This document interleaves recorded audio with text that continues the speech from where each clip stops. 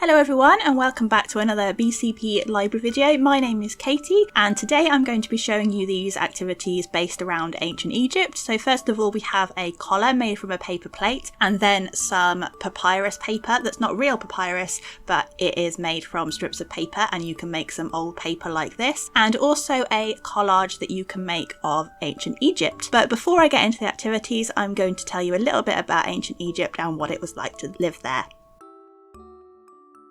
So, the story of ancient Egypt has survived for thousands of years. Egypt was one of the greatest civilizations of the past. The monuments and tombs of the pharaohs continue to stand intact today, 4,000 years later. A large river called the River Nile flows through the country into the Mediterranean Sea. The Nile enters Egypt from the Sudan and flows north for about 1,545 kilometers, which is about 960 miles.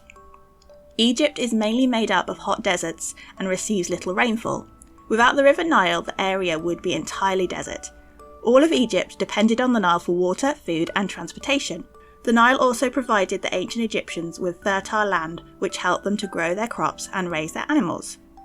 Before modern dams were built in the River Nile, it would flood each year, coating the land either side of it, and this would form thick black mud. This mud was ideal for growing crops. The river was linked to settlements, quarries and building sites by canals. Contrary to popular belief, the camel was not actually used in ancient Egypt until the very end of the dynastic age. Instead, the Egyptians used donkeys and boats as a highly convenient means of transport.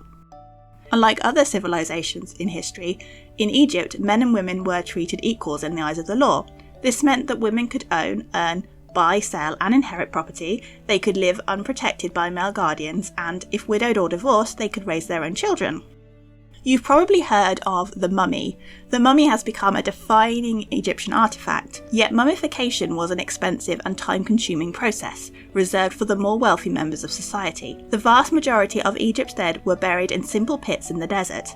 They believed that it was possible to live again after death, but only if the body retained a recognisable human form. The elite wanted to be buried in coffins within tombs, and this meant that their corpses, no longer in direct contact with the sand, started to rot. The twin requirements of elaborate burial equipment plus a recognisable body led to the science of artificial mummification. Pharaohs and noblemen would also be buried with their servants. The ancient Egyptians had their own written language. Hieroglyphic writing was reserved for the most important texts. The writings decorated tomb and temple walls, and texts recording royal achievements. As they went about their daily business, Egypt's scribes routinely used hieratic, a simplified shorthand from the hieroglyphic writing. Egyptian religion infused every aspect of the individual's daily life.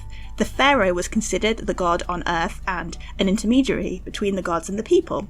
When the pharaoh came to the throne, he was instantly associated with Horus, the god who had defeated the forces and chaos and restored order. And when he died, he was associated with Osiris, the god of the dead. Ancient Egyptians worshipped many animals for thousands of years.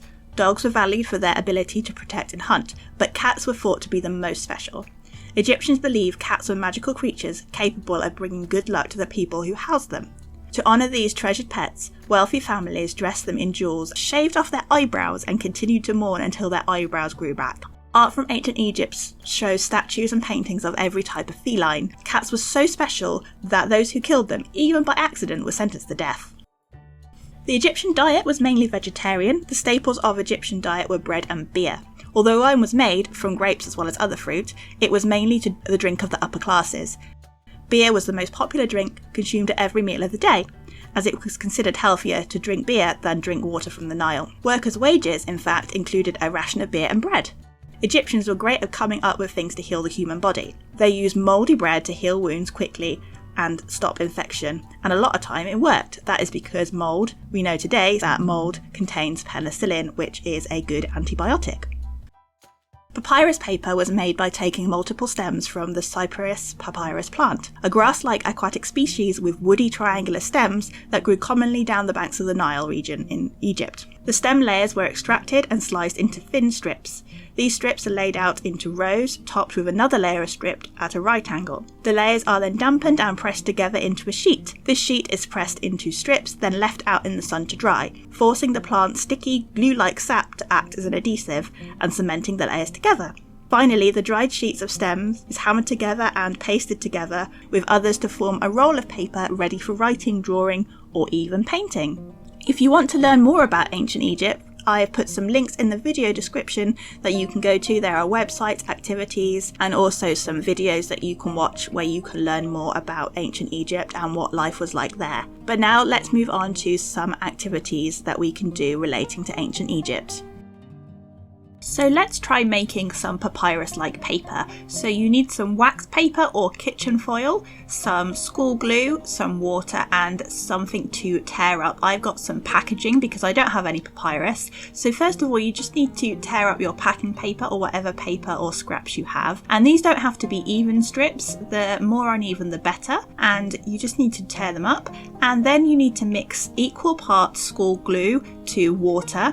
So I'm just mixing my glue before I start, and this can get quite messy, so you do need to cover your surface and make sure you have a responsible adult present. So once you have mixed your glue, you need to get your strips of packaging paper or whatever paper you have. You can do this with maybe newspaper if you want to, and you need to dip it into the glue, and you need to make sure the whole paper is covered with glue, and that is why this gets a little bit messy, but it will wash off your hands. Just make sure your surfaces are protected. And the reason we're using baking paper or wax paper or kitchen foil to put it on is that it will peel off once the glue is dry. So you need to stick down onto your wax paper your strips of torn up paper in the same direction. So I'm starting off with horizontal stripes.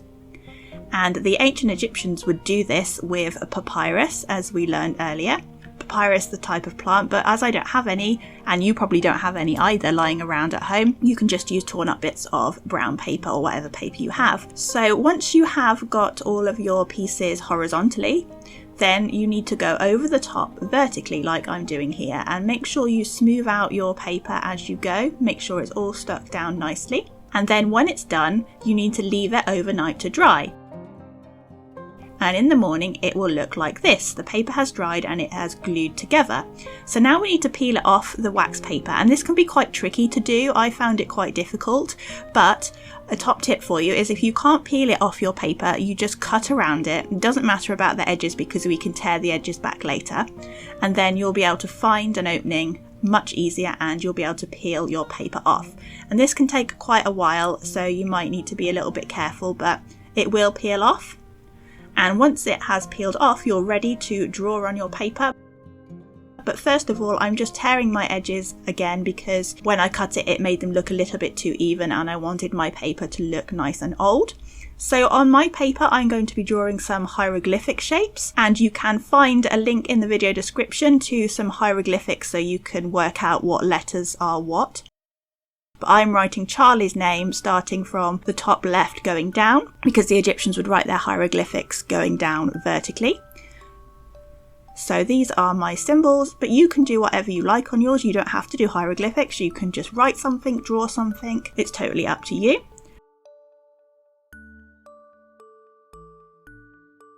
And I'm just adding some lines just to separate the letters. And I also added a bit of gold pen as well, but if you don't have a gold pen, that's absolutely fine. So this is my hieroglyphic piece with some gold and brown pen, and the paper is nice and sturdy. And on this piece I drew an Egyptian woman and added some gold as well, but you can draw whatever you want on your paper. So why don't you try making some papyrus-like paper yourself? For the next craft, you'll need a paper plate, some scissors, a pencil, paintbrushes, some paint, and some gem stickers if you have any. So we're going to make an Egyptian collar, so you need to take your paper plate, put it this way up, put it flat down, and draw a shape like this in the middle. So you want to take a little bit of the top like that and then bring it down into a circle, and you can use the paper plate markings as a guide for this. So once you have copied this shape, you then need to cut out this middle section very carefully. Cut it out and mark it. I've just used a pencil to draw it because I'm going to be painting it yellow and I don't want it to show. But once you have cut out the shape, it will look something like this, and then you can paint it. I'm painting mine yellow because I don't have any gold paint. So we have a yellow and it's going to look a little bit like gold. You might need to do a couple of coats depending on what your paint is like. But when you have painted it all yellow, you can do some blue stripes, and the paper plate has some markings already that you can follow, so that's what I'm doing. And for the blue on top of the yellow, it might look a little bit green at first, but if you do 2 or 3 coats, that will solve that problem quite nicely. So I'm just painting some blue stripes all the way around. You don't have to do blue stripes, you can do whatever colour you want. You can look at some ancient Egyptian jewellery for some inspiration. This is what it will look like when you have finished painting it. This is my collar so far, and I'm going to add some gem stickers. If you don't have gem stickers, you could maybe use some glitter glue or some glitter gel pens. It's totally up to you, whatever you have at home. You can even just draw your gems on if you want to. So I'm just adding a few gems, not too many, but adding them in a nice pattern. And I'm also going to use my gold pen just to add some details, but if you don't have a gold pen, that's absolutely fine. You can just use a gel pen or just a brown pencil just to add some details, or you don't have to add any at all. It's totally up to you.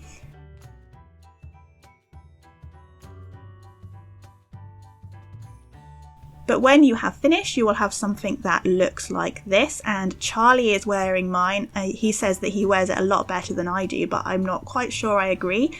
But never mind, he's very happy with it and he looks very nice and ancient Egyptian in it. So now I'm going to make a collage. I have this printable Egyptian Charlie sheet, some coloured paper, some crayons and some glue and scissors, and you can download this colouring page in the description below, or you can draw your very own characters, ancient Egyptian characters. You can have a look what they used to wear and maybe draw yourself dressed as an ancient Egyptian. It's totally up to you.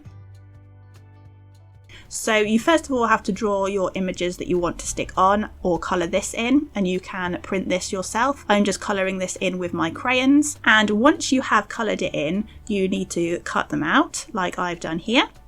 And then you need to take some coloured paper and cut out some shapes. So I am going to use blue for my background because blue will work really nicely for the sky and the River Nile. So we can just add the shapes on top. So we have the sand, pyramids, Charlies, some reeds, and also I'm going to add some waves in the water with some crayons and some grass, and I also added a cloud and a sun as well. But you can do whatever you want, just be very creative, cut out some different shapes, maybe draw something, and you can make your own collage too. So that is it for today's craft video. I hope you enjoyed it. I hope you enjoyed learning about the ancient Egyptians, and maybe you can have a go at some of these crafts at home. Don't forget, if you want to learn more about the ancient Egyptians, there are some links in the description, along with some links to some other BCP library videos about Anglo-Saxons, space and volcanoes. But that's all for today's video, and we'll see you in the next one.